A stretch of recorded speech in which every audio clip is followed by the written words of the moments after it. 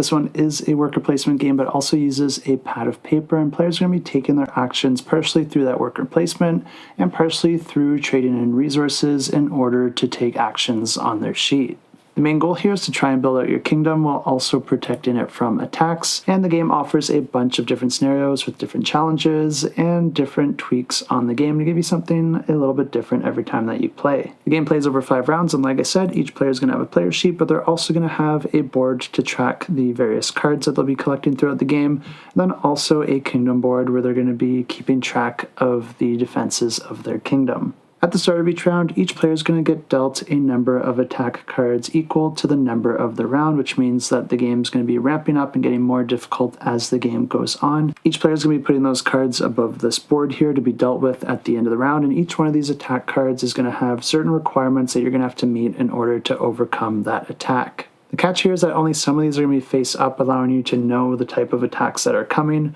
while some of them will be face down, and you're just going to have to do your best and try to mitigate those damages by investing in the different areas that you might need. After that, a number of path cards are going to be drawn equal to the player count, and then players are just going to be taking turns drafting these. These cards are important because they're going to be granting you any of the resources or workers depicted on that card, and then each card also gives you some different opportunities for scoring victory points. And after you've taken your resources, you're just going to be sliding that card under the same board where you put the attack cards, but on the bottom of the board, and you're just going to be sliding them so only the scoring objective is revealed, so that you can keep track of that as the game progresses. At this point, players are going to be spending their resources and workers in order to take whichever actions that they would like, and some of the actions might also require them to draw or play these cards, which can modify the outcome of those actions. Most of these actions do work towards filling the player's attribute track, which is nice to do because each space filled will be worth a victory point at the end of the game, but you can also gain different bonuses just for moving up these tracks. Another thing you can do with your workers and resources is build buildings, and each building is going to be giving you some sort of different benefit,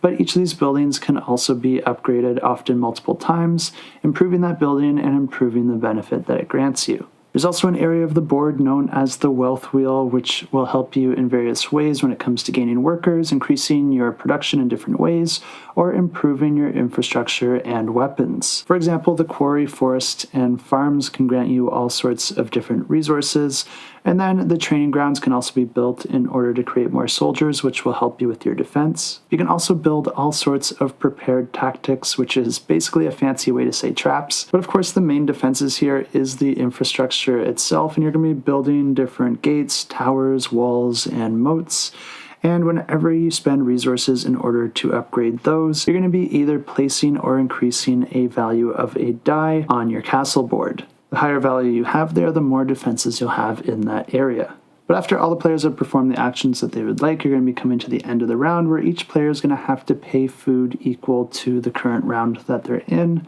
And then each of the players' attack cards are going to be resolved, revealing any that were previously face down. Then you're just going to be resolving them from left to right, and these cards are generally going to be depleting your defenses and your infantry. You're going to be gaining bravery and loyalty for any of these cards that you're able to defend against, but depending on how you do overall, you might gain joy that can be worth victory points at the end of the game, or you might earn discontent, which can subtract from your victory points at the end of the game. The game continues like this over the 5 rounds, and the player with the most victory points at the end of the game wins the game.